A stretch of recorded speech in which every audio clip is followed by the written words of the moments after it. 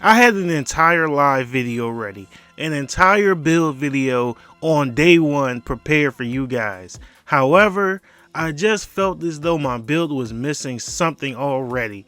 And I took the time to rebirth the build, remake it, figure out all the different levels of everything that I needed, and I've made the best all-around build in the game. This build can play center, it can play point guard, it can play threes, it can play fives, it can stop the interior, it does absolutely everything. I really play very basic with this build and I'm very dominant. I don't use the dunk meter, I don't really have crazy dribbling moves even though I'm capable of learning them and getting them. I just really play straightforward and I dominate with this build.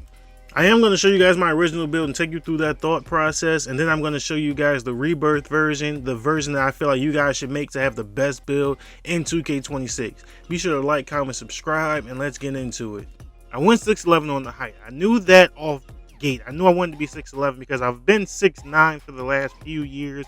And it's worked really well, but I knew with the height increases that the stats on the 6'11 would be phenomenal. I also went with 233 weight and 7'2 wingspan, because I wanted to be able to shoot, to be able to dribble at the same time. So my main focus was to have a good, decent driving layup because I know you have time layups this year. I also wanted to have a good post control on my build because I feel like that held me back a little bit. I feel like that also would help me be like fully elite if I could post up a smaller guy guarding me. And I had a decent standing dunk. Shooting wise, I wanted to make sure I maxed it out. I'm so used to running with like a 78 or 79 3, so I wanted to make sure this year I gave myself some leeway. I gave me an 85. Of course, I said I wanted to be able to be all around, so I made sure I could dribble. Pass accuracy is always a 75, no matter what I put onto it. Now, as far as my interior defense and my perimeter defense, I wanted to be able to defend everyone, be solid all around, because I like to be able to switch on to small forwards, shooting guards, and sometimes point guards, and be able to at least hold them up instead of just being a cone either in the paint or on the perimeter. This is what the very first version of the build looked like. I just filled everything where I thought I wanted it to be, and I decided to start editing after that. And I think the biggest thing that moved was my strength. I put my strength down in order to get a little bit more post control. After that, I started thinking about cap breakers a little bit because I figured I didn't need a 90 driving dunk off rip. I figured that I could just get cap breakers later and put it up. So I put that down to an 87. I started trying to figure out other categories that might just need me to off gate put them up. I decided to upgrade my block with that because I feel like an 80 was decent, but it wouldn't be enough to stop like an interior center. So I needed to upgrade that just a little bit more. The last thing of note that I added on this build was having my vertical go from an 80 to a 78, and it allowed me to upgrade my interior a little bit, upgrade my perimeter defense by 1.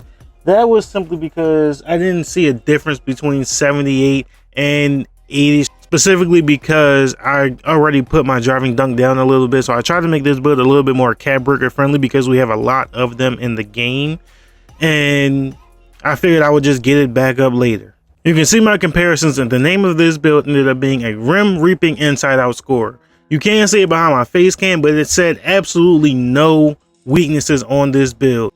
If you do want to use this version of the build, it's still pretty solid. It's still a pretty good version of the build, but I feel like I made so many improvements in the second version, and we're going to get into that right now. The biggest upgrade with this version of the build is that it is way faster, more speed, more agility, and speed with ball. The biggest problem that I had with my previous build is that my speed with ball was just not high enough to get lightning launch. And with the way I set my badges up, I have lightning launch on gold, and all I sacrificed was 3 rebound and 2 strength to get all of this. Also, this is my old build's cap breakers, and as you can see, it took me 2 cap breakers to put my driving dunk up to an 89 where I got contact dunks. On my newer build, it only took me 1 cap breaker to get a +2. I'm not sure why that is. I'm pretty sure it's probably because I'm more athletic, but then I was able to put a +7 on my steal and get bronze glove as well. This is what my new setup looks like on my new build, even though I finally got to 99 and I've maxed out my offensive rebounding, and I gave myself 2 cat breakers to give myself +9. And this did offer me an ability to change my name. I do like the prospect of shadow builds though, and I like my original name better, so I kept it the same. And even with this 64 mid-range, I have my jump shot video coming out soon, and I'm not sure, maybe it's my jump shot being that good. You're gonna have to check out the video. However, I still make mid-ranges at a very high clip, even over people. And these are my new stats after rebirthing my player and making a new build. That's all I got for you guys though. Be sure to like, comment, subscribe, tell a friend, show some love, do something, and I'll catch you guys in the next one.